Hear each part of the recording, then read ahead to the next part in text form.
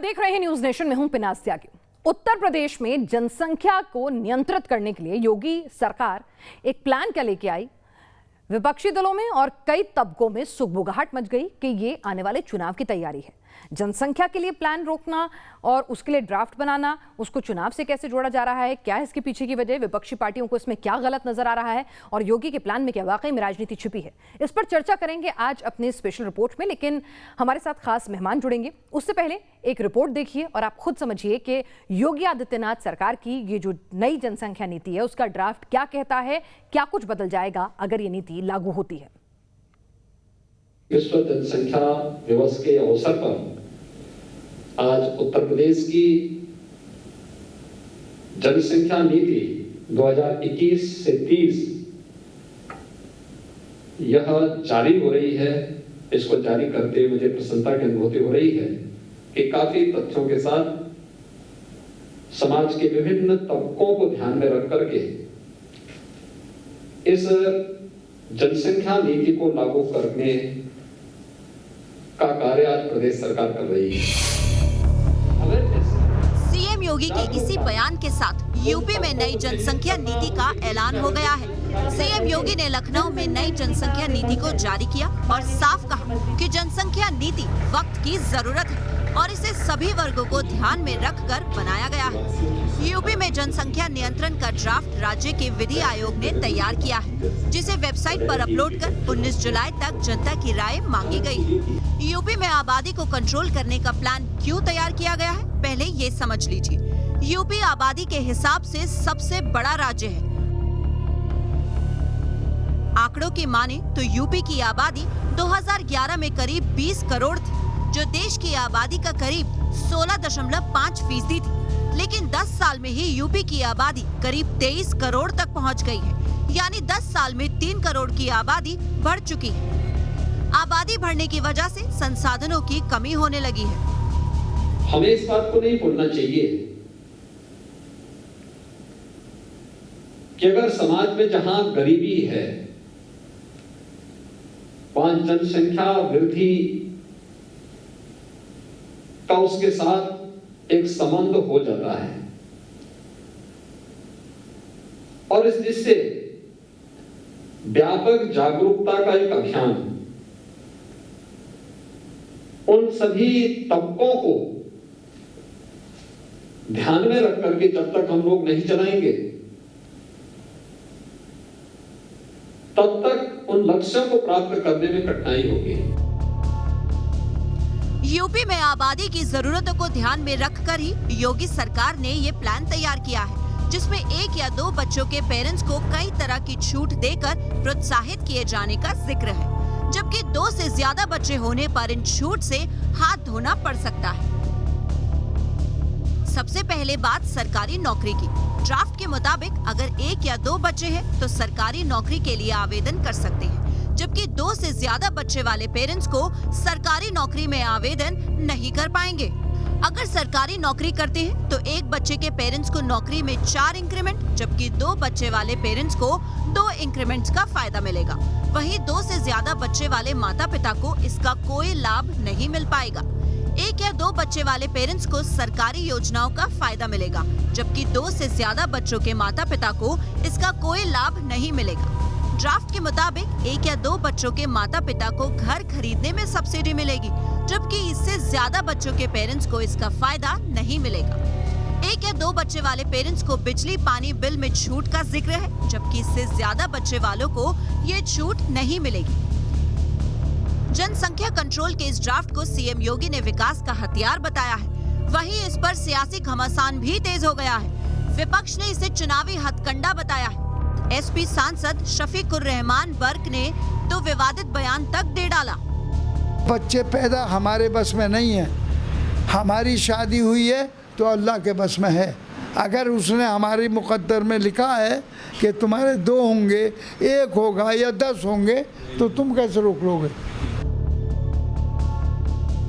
विरोधी भले ही योगी सरकार की इस पॉलिसी पर सवाल उठा रहे हों, लेकिन हकीकत ये है कि देश की बढ़ती आबादी कहीं न कहीं चिंता का कारण बन रही है। देश की जनसंख्या करीब 135 करोड़ तक पहुंच गई है। ऐसे में अगर जनसंख्या नीति बनाकर अभी जागरूकता नहीं फैलाई गई तो जनसंख्या विस्फोट देश के संसाधनों पर गहरा असर डाल सकते हैं। Team news nation.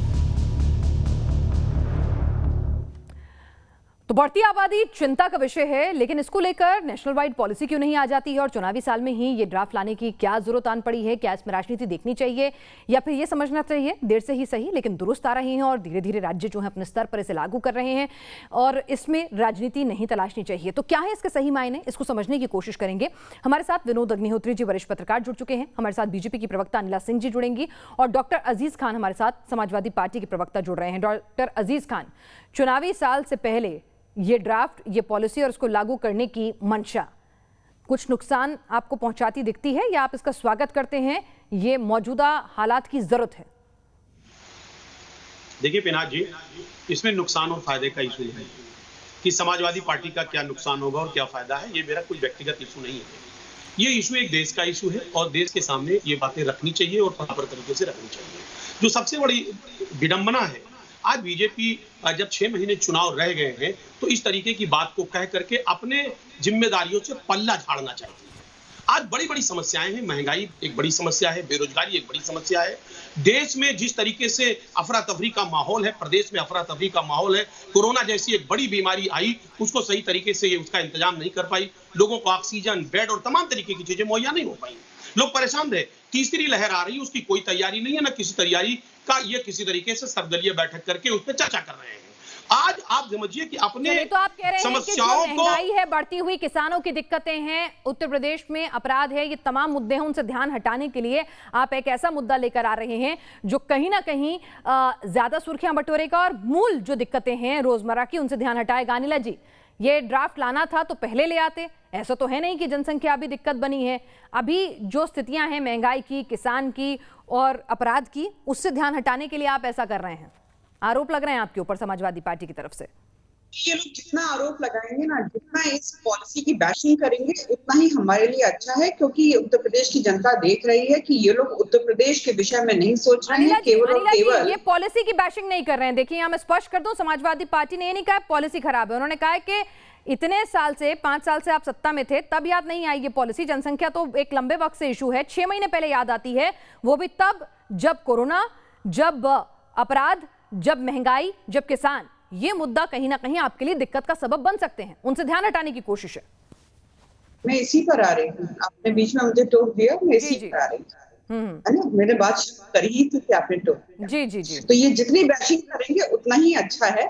और जहां तक ये लोग टाइमिंग का बार बार प्रश्न उठाते हैं, 2017 में हम सत्ता में आए, ठीक है, तो अगर हम 2018 में लाते तो ये कहते 2019 में चुनाव है, इसलिए आपके दिमाग में चुनाव था, आप ये जनसंख्या के ऊपर पॉलिसी लेकर आ रहे हो, ठीक है। आप इनकी माइंडसेट देखिएगा, 2019 के चुनाव हो गए, 2020 में हम 2 सख्त कानून ऐसे लेकर आए जिसके ऊपर इन्होंने छाती पीट कर खूब रोए हैं कि anti conversion law, religion conversion law क्यों लेकर आए आप, लव जिहाद होता है तो हो जाने दो, मूक बधिर जो बच्चे हैं, दिव्यांग जो लोग हैं, गरीब महिलाएं हैं, जो बहुत नादान टाइप के लोग हैं, उनको किसी भी प्रकार से मूर्ख बना के अगर उनका धर्म परिवर्तन होता है हो जाने दो, कानून क्यों लेकर आए, खूब छाती पीट कर रहे हैं, ठीक है। डैमेज प्रॉपर्टीज एक्ट लेकर आ गए कि अगर गुंडागर्दी दंगे में अगर आप प्रॉपर्टी को डैमेज करोगे तो खामियाजा भुगतना पड़ेगा, ठीक है। उसके बाद अब आ गया 21।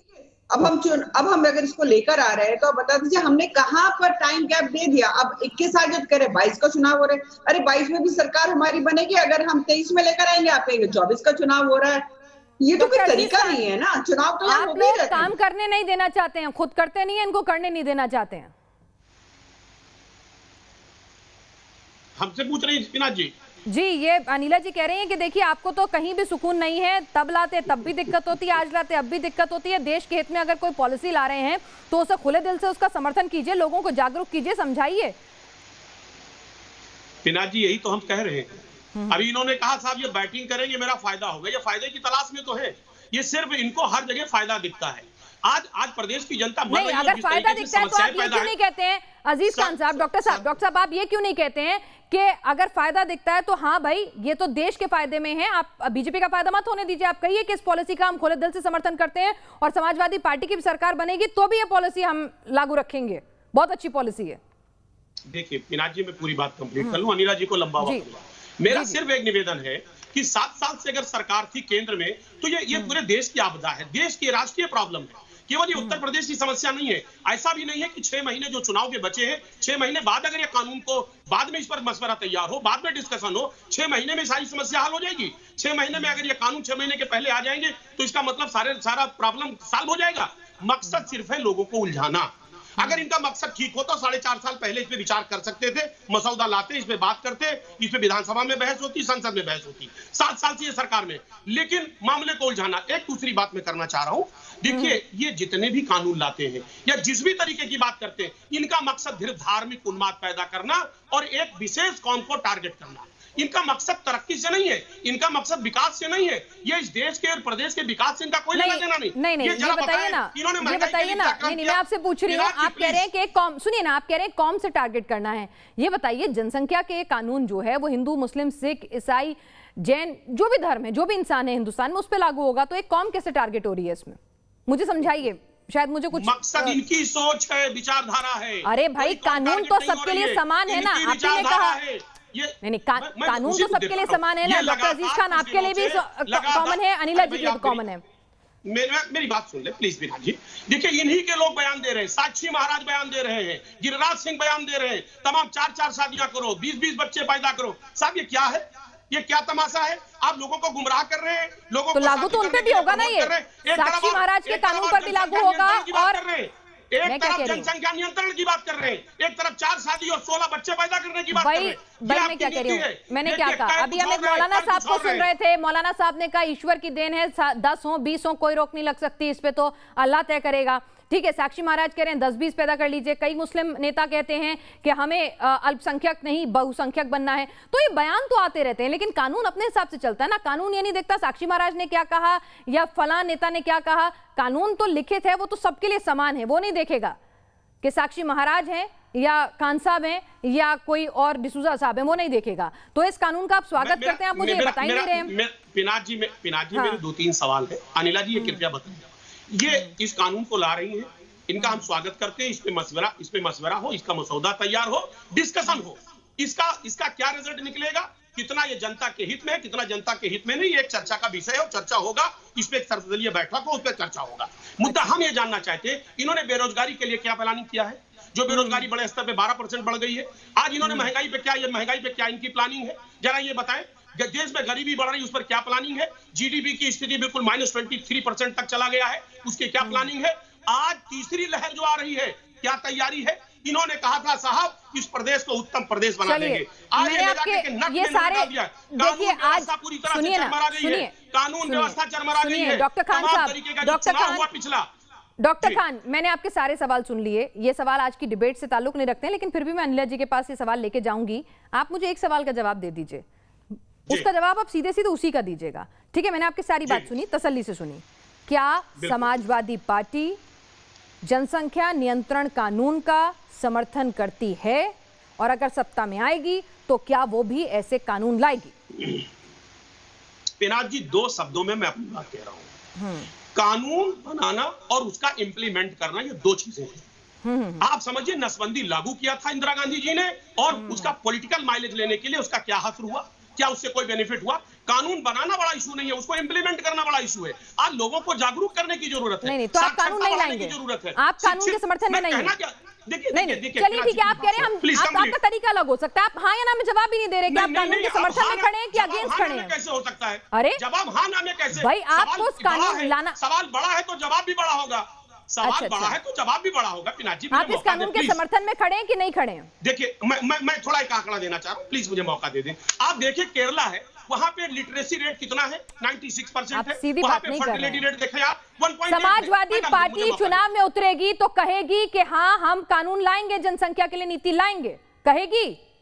मैं देखिए, मैं वही तो आपसे कह रहा हूं, आज जो प्रदेश साक्षर है वहां ऑटोमेटिक जनसंख्या दर कम है। अच्छा, चलिए तो एक लंबा प्रोसेस करते हैं, तब तक हमारा जनसंख्या का बम फूट जाए। हम इंतजार करते हैं कि कब पढ़ेंगे, कब जागरूक होंगे, कब उनके हृदय में विचार आएगा कि हाँ ऐसा होना चाहिए, तब जाके बात होगी। हमारे साथ एक मिनट रुकिएगा। हमारे साथ इस वक्त यहाँ पर वरिष्ठ पत्रकार भी इस वक्त जुड़ चुके हैं, विनोद अग्निहोत्री जी हैं। विनोद जी, आपने अनिला जी को भी सुना और डॉक्टर खान को भी सुना। देश में बढ़ती आबादी एक दिक्कत है जिसे अंतर्राष्ट्रीय पटल पर भी दूसरे मुल्क भी चिंता जता चुके हैं। भारत की बड़ी आबादी और भारत के विकास में रोड़ा है, ये हम बचपन से पढ़ते हुए आज हम एक उम्र के पड़ाव पर पहुंच चुके हैं, लेकिन वो जस की तस बनी हुई है समस्या। तो ऐसे में क्या अब देश की जरूरत है ये कानून, इसमें राजनीति नहीं देखनी चाहिए, या जैसे कि खान साहब कह रहे हैं तरीके बदलने चाहिए? देखिए पिनाक जी, मैं दोनों लोग सुन रहा था। देश की आबादी की को लेकर के चिंता 1952 से इस देश के सरकारों ने और नेताओं ने की है। जनसंख्या नीति 1952 में भी आई थी। अभी खान साहब इंदिरा गांधी के जमाने की जिक्र कर रहे थे, हम तो उस दौर के गवाह हैं। इमरजेंसी के टाइम में जब जबरन नसबंदी करके आबादी पर के सवाल को हल करने की कोशिश की गई, उसका नुकसान हुआ। पहली बात तो यह है कि जो जनसंख्या नियंत्रण का मामला है, इसका किसी धर्म से संबंध इसको नहीं करना चाहिए, क्योंकि ये समस्या पूरी देश की है, सार्वभौमिक है, सार्वजनिक है। और इसमें ऐसा नहीं है कि खाली एक विशेष धर्म के लोगों में ज्यादा बच्चे पैदा होते हो। ज्यादा बच्चे जो है वो सामाजिक कारण ज्यादा है, आर्थिक कारण ज्यादा है, उसका धार्मिक उससे लेना देना नहीं है। अगर धर्म के आधार पर देखें तो अगर 2011 की सेंसस देख लें तो भी स्थिति स्पष्ट हो जाएगी और तमाम सारे आंकड़े उपलब्ध हैं। लेकिन मेरे 2-3 सवाल है इसको लेकर, नीति को लेकर के। पहली बात तो यह है कि वाकई जनसंख्या की समस्या को लेकर के अगर योगी सरकार इतनी ही गंभीर थी तो चुनाव के बाद, पहली बात तो चुनाव घोषणा पत्र में इन्होंने नहीं रखा, उसको चुनाव घोषणा पत्र में रखना चाहिए था, नंबर 1।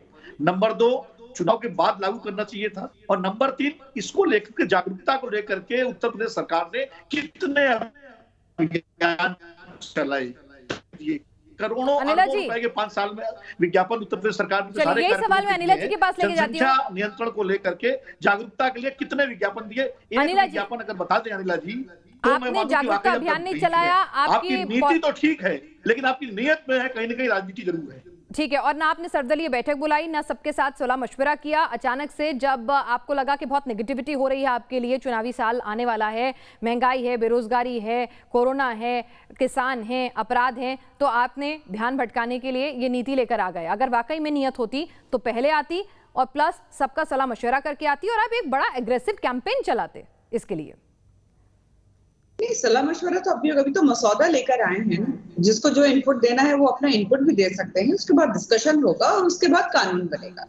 तो जो लोग ये कह रहे हैं कि डिस्कशन भी नहीं होगा और हमारा कोई इनपुट भी नहीं लिया, they are more than welcome to give their input. पर जिनको इसके ऊपर राजनीति करनी है वो बिल्कुल करें, शौक से करें, क्योंकि बात यहाँ पर राजनीति की नहीं है, बात मेरे राष्ट्र की है, बात मेरे प्रदेश की है, उत्तर प्रदेश की। और सबसे बड़ी बात मैं आपको बताऊं फिनाजी, मैं सुनती हूँ, मैं अलग अलग राजनीतिक दलों के व्यक्तियों के द्वारा सुनती हूँ, मैं पत्रकारों के द्वारा सुनती हूँ, जो और भी जो राजनीतिक विश्लेषक होते हैं उनसे भी सुनती हूँ, और जिस प्रकार की बातें करते हैं, पर एक बात कोई नहीं कहता, शायद आप अप्रिशिएट कर सके, यहाँ बात महिलाओं की हो रही है। महिलाओं को बच्चे पैदा करने की मशीन बनाकर छोड़ा हुआ है। अगर बेटा पैदा नहीं हो रहा है, बेटी पैदा हो रही है, तो बेटी पे बेटी, बेटी पे बेटी, बेटी पे बेटी करते चले जाओ। अगर आपको अपने खेत में ज्यादा हाथ चाहिए तो बेटे हैं तो 4 बेटे और कर लो।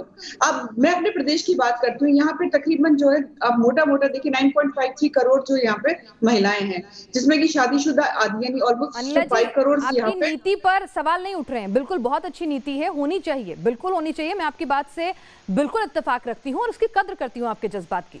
लेकिन यहाँ पर नियत पे सवाल हो रही है, टाइमिंग पे सवाल हो रही है और उसके तरीके पे सवाल हो रहे हैं। नहीं, अगर जो सवाल उठाते हैं उनको लगता है कि ये गलत कदम है, तो बिल्कुल आप हर रोज हर वक्त टीवी पर बैठिए, सोशल मीडिया पे बैठिए, आप बैठ के करिए, आप भाषण दीजिए और कहिए कि जो भारतीय जनता पार्टी की सरकार, उसकी नीयत में खोट है, वो जनसंख्या के ऊपर ये पॉलिसी लेकर आ रही है। बोलिए खूब, जितना आपको कड़वाहट उगलनी है सरकार के लिए खूब उगलिए। यहाँ लेकिन तो योगी विनोद जी जो है अग्निहोत्री जी, किसी के लिए क्या आपको अपीजमेंट लगता पॉलिटिक्स नहीं करने कि के लिए नहीं बैठे हुए हैं, उनको ये देखना है कि उत्तर प्रदेश का भला किसने है। ये एक स्टेट इशू नहीं है, ये पूरे देश की समस्या है और उसको देश के तरीके से डील होना चाहिए और जिस तरह से नेशनल लेवल पॉलिसी इस पर बननी चाहिए थी, ना कि जिस स्टेट में चुनाव आ रहे हैं या जिस स्टेट के मुफीद होता है ये 2 चाइल्ड पॉलिसी उस हिसाब से। और क्या वाकई में सरकारी नौकरियां अब जब सिकुड़ती जा रही है, लिमिटेड होती, एक सेकंड विनोद जी, और किस तरह से जब सरकारी नौकरियों की संख्या सिकुड़ती जा रही है, ऐसे में क्या वाकई में एक बहुत इनकरेजिंग स्टेप होगा? नहीं, देखिए, सरकारी नौकरियां सिकुड़ती जा रही हैं, उसके कारण दूसरे हैं। सरकारी नौकरियां इसलिए सिकुड़ती जा रही हैं कि आप प्राइवेटाइजेशन बढ़ाते जा रहे हैं। जब आप प्राइवेटाइजेशन बढ़ाते जाएंगे तो सरकारी नौकरियां अपने आप सिकुड़ेंगी, नंबर 1।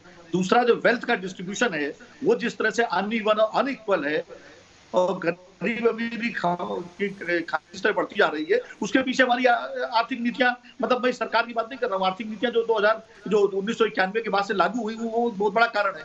लेकिन जहां तक जनसंख्या नियंत्रण की बात है कि उसकी बात,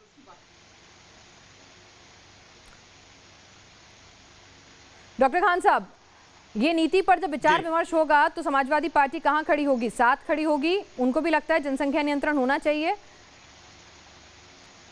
देखिए पिनाक जी, इनमें जो मसौदा तैयार हुआ इसके 4 मुख्य बातें हैं, मैं जरा उस पर चर्चा कर लूं। कुछ इंपॉर्टेंट बातें हैं क्योंकि मैं हरदम विरोध नहीं करना चाह रहा हूं, जरा चर्चा भी होना चाहिए। जी जी जी। इन्होंने कहा साहब सरकारी नौकरियों में लाभ नहीं देंगे। साहब ये मैं जानना चाह रहा हूं, उन्होंने सरकारी नौकरी पैदा कितना किया 4.5 साल में? जरा इसका आंकड़ा दे दें नीले।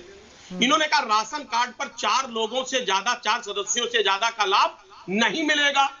हमें जानना चाहता हूं ये लाभ दे ही क्या रहे हैं?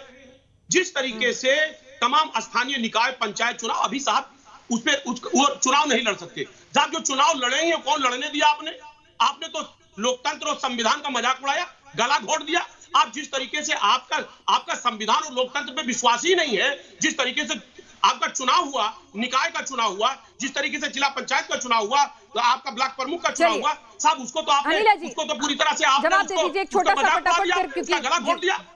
अनिला जी, तो मुझे ये लगता है या तो इन्होंने ये पॉलिसी को पढ़ा नहीं है ना। अगर पढ़े होते तो इस प्रकार से ये जो इन्होंने अभी सवाल किया ये सवाल नहीं करते। साहब ये बताइए, ये जो पॉलिसी है कब से लागू होगी? मैं प्लीज मुझे मौका दे।